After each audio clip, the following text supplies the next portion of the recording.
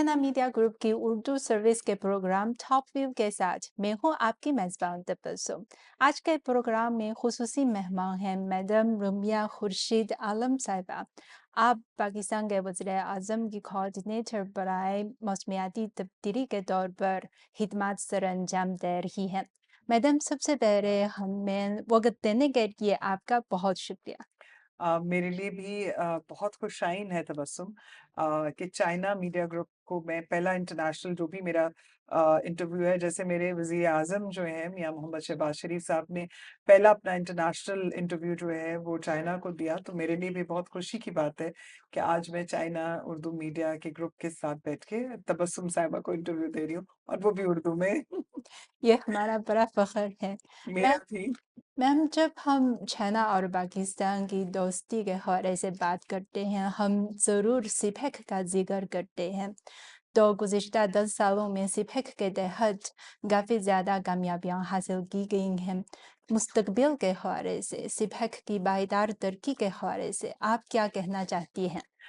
देखिए तबस्सुम, मैं समझती हूँ कि पाकिस्तान चाइना की जो दोस्ती है ये एक अनमोल किस्म की दोस्ती है और एक ऐसी दोस्ती है जिसकी कोई मिसाल नहीं पाई जाती। वो फिर चाहे सीपेक हो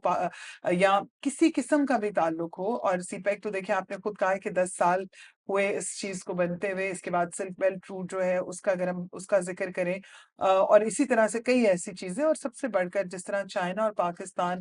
पाकिस्तान के साथ चाइना हर मुश्किल वक़्त में साथ खड़ा हुआ है और मज़बूती के साथ खड़ा हुआ है। और स्ट्रैटेजिक जो वैल्यू पूरी दुनिया में पाकिस्तान और चाइना की है, मैं समझती हूँ वो एक बहुत बड़ी खुद में मिसाल है। जहाँ तक सीपेक की कामयाबी और अगले आने वाले वक़्त की बात है, तो मैं समझती हूँ कि ये बात किसी से ढकी-छुपी नहीं है कि पाकिस्तान के वज़ीर-ए-आज़म मियाँ मोहम्मद शहबाज शरीफ हों या पाकिस्तान में रहने वाले आबाद जो लोग हैं, उनके लिए चाइना-पाकिस्तान की दोस्ती क्या मायने रखती है। और सीपैक मैं समझती हूँ एक ऐसी कामयाबी का आगाज़ है जिससे सिर्फ़ पाकिस्तान और चाइना ही नहीं, बहुत सारे लोग ममालिक जो हैं, उससे फ़ायदा उठा सकते हैं उसपे। और मैं समझती हूँ कि एक बहुत बड़ा एशियन गेम चेंजर है। I would love to call मैं उसको समझती हूँ कि एशियन टाइगर के नाम से हम उसको अगर बुलाएँ, जो कि शहबाज साहब हमेशा कहा करते थे। तो आई बिलीव कि ये एक बहुत बड़ा प्लेटफ़ॉर्म है जो कि मुल्क की तरक्की के लिए, बका के लिए बहुत अहम जो है वो राह हमवार करेगा। अब तो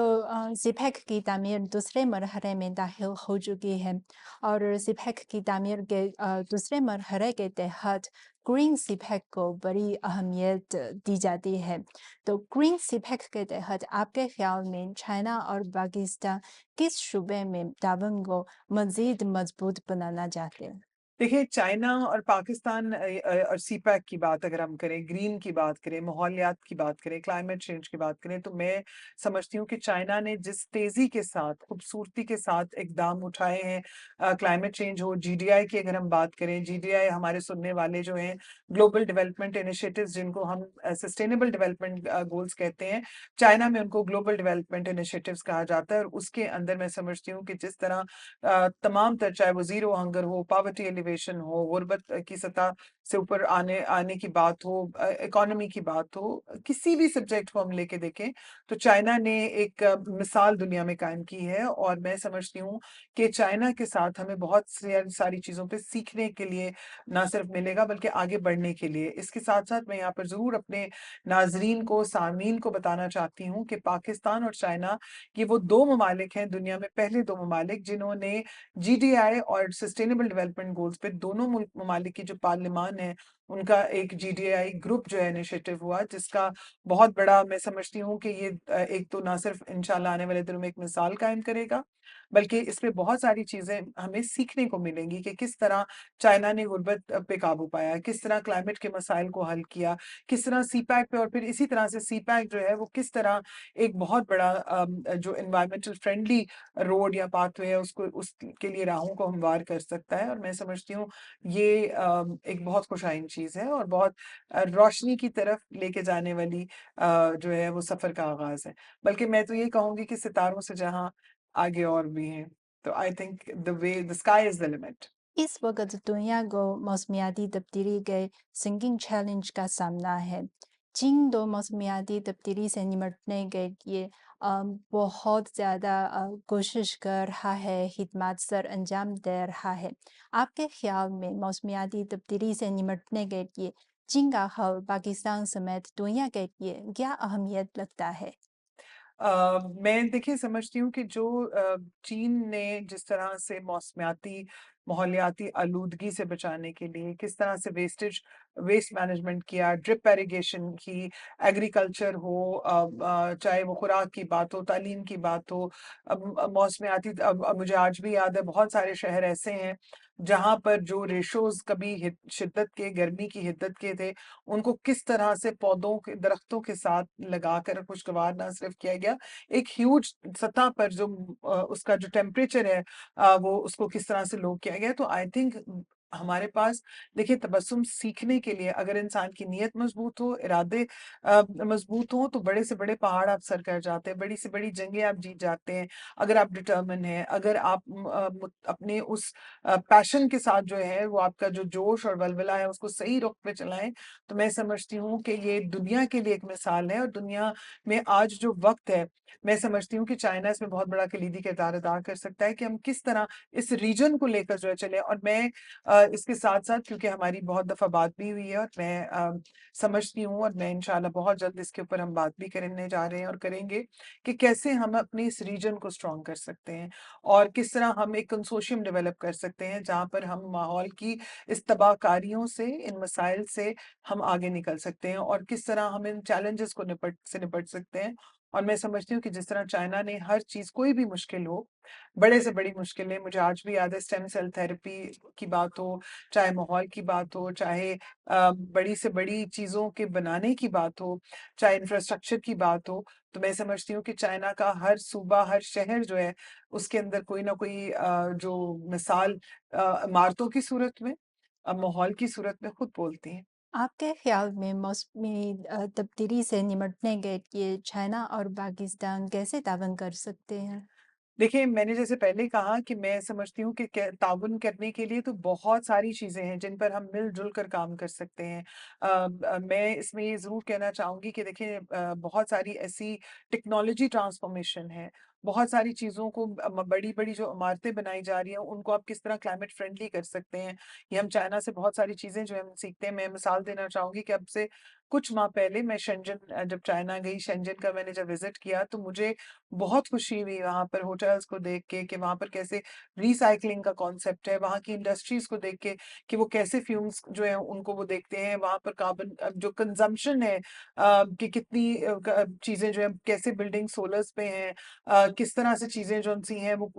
चीज़ों को वो लेके चल रहे हैं। मैं इसमें हम ये नहीं कह सकते कि सब कुछ 100% है, लेकिन मैक्सिमम ट्राइज़ तो देयर आर ट्राइंग और उस वक़्त जबकि शायद इस तरफ लोग सोच भी नहीं रहे थे, तब चाइना ने ना सिर्फ इन चीज़ों पे काम किया, जिस तरह मैं यहाँ पर फिर एक बार कहना चाहूँगी कि चाइना की हुकूमत जो है और बिलख़ुसूस तौर पर हमारे चाइनीज़ सदर जो हैं, वो मुबारकबाद के मुस्तहिक हैं कि किस तरह उन्होंने ग्लोबल डेवलपमेंट इनिशिएटिव्स को ना सिर्फ प्रमोट किया, उनकी लीडरशिप के अंडर किस तरह से चाइना परवान माशाअल्लाह चढ़ रहा है और तरक्की की राहों पे गामज़न है। तो ये सक्सेस स्टोरीज़ सिर्फ पाकिस्तान, चाइना के लिए नहीं, मैं समझती हूँ पूरी दुनिया इससे मुस्तफ़ीद हो सकती है। और जहाँ तक पाकिस्तान के मुस्तफ़ीद होने की बात है, जब आप जैसा मीडिया आप जैसे हमारे जो चाइनीज़ एम्बेसी के यहाँ पे लोग हैं, दोस्त हैं, हमारा जिस तरह G to G, B to B, even के E to E, educational towards educational transformations हो रही हैं, बातचीत हो रही है, चाहे वो फिर गवादर हो, चाहे वो सीपैक हो, हम कहाँ-कहाँ पर ज़िक्र करेंगे और कहाँ-कहाँ पे कहेंगे कि नहीं। तो आई थिंक ये एक ऐसा वास्ट एरिया है,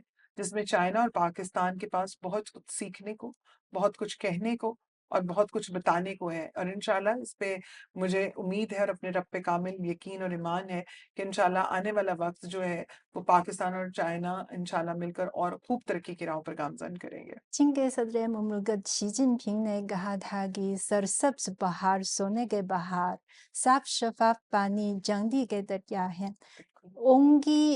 इस तरक्याती तस्वुर के हवाले से माहौल दोस्त तरक्याती तस्वुर के हवाले से आप क्या कहना चाहती हैं? जो उन्होंने कह दिया ऑनरेबल सदर ममलिकत जो है उन्होंने जो बात कही, मैं उस बात को समझती हूँ कि उस बात को मैं सेकंड करती हूँ और मैं मुझे नहीं लगता कि उस खूबसूरत अल्फाज़ के अलावा कोई और अल्फ़ाज़ उसके अंदर शामिल करना भी ज़्यादती होगी क्योंकि उन्होंने समुंदर को कूज़े में बंद कर दिया। जिस खूबसूरती के साथ उन्होंने कहा कि ये सब दरख्त जो हैं ये पहाड़ जो है वो सोने के पहाड़ हैं, ये बिल्कुल हकीकत है। आप देखिए दरख्तों की मदद से आप बड़े से बड़ी मौसमियाती जो आफ़ात हैं उनका मुकाबला कर सकते हैं और जो पानी है वो वाक़ई ही कितना कीमती है क्योंकि आप देखिए साफ शफ़ाफ पानी अगर इंसानों को और जानवरों को मिले तो वो कितनी खूबसूरत ज़िंदगी होती है। आप कितनी बीमारियों से बचते हैं, तो मैं तो समझती हूँ कि वो चाँदी हीरे जवाहरात से भी कहीं बढ़कर कीमती पानी और मैं समझती हूँ कि इस बात को जिस तरह से सदर मुमलिकत जो चीन के हैं उन्होंने जिस तरह खूबसूरती से इस बात का ज़िक्र किया, उस बात के अंदर और बात मुझे ज़ेब नहीं देता कि मैं उन अल्फ़ाज़ों में कोई और अल्फ़ाज़ ऐड कर सकूँ। लेकिन मैं समझती हूँ कि उनकी ये बात हम सब के लिए बहुत बड़ी जो एक राह है सोच के लिए उन्होंने हम सबको पूरी दुनिया को अपने इन खूबसूरत अल्फ़ाज़ से एक नई सोच दी है कि आएँ मिलकर इन पहाड़ों को सोने के पहाड़ और इस पानी को चांदी का पानी बनाएँ। इस वक्त चीन दो माहौल दोस्त तरक्की की राह पर गामज़न हो रहा है। मुस्तकबिल में चीन की इक्तिसादी तरक्की और समाजी तरक्की के इम्कानात और सलाहियत के हवाले से आप क्या कहना चाहती हैं?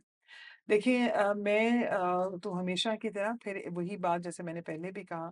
कि हमें सीखने के लिए सीखने का अमल कभी भी ख़त्म नहीं होता। अगर मैं कहूँ कि मैं यहाँ पर बैठी हूँ और मैं वज़ीरे माहौलियात मतलब मैं कोऑर्डिनेटर हूँ, माहौलियात को देख रही हूँ और इन चीज़ों का ज़िक्र करूँ तो मैं समझती हूँ कि ये ज़्यादती होगी क्योंकि सीखना तो उसकी कोई लिमिट ही नहीं है। हर रोज़, हर गुज़रते वक़्त के साथ, हर गुज़रते लम्हे के साथ कोई न कोई नई टेक्नोलॉजी, कोई न कोई नई ट्रांसफ़ॉर्मेशन जो है वो आ रही है। सो चाइना जिस तेज़ी के साथ मैं समझती हूँ कि माशाल्लाह टेक्नोलॉजी में आगे बढ़ता है, तो वो मैं समझती हूँ कि हमारे लिए सीखने के लिए उसमें हर दिन कुछ ना कुछ है और मेरे तो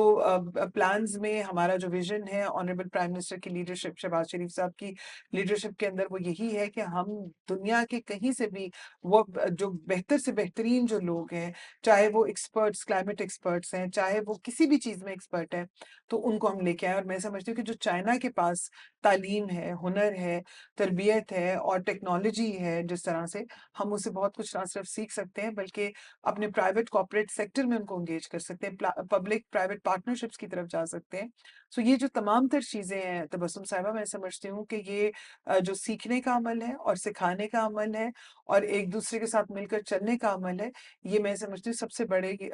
खुशबख्ती और पाकिस्तान इसलिए खुशकिस्मत है क्योंकि चाइना और पाकिस्तान दोस्त हैं।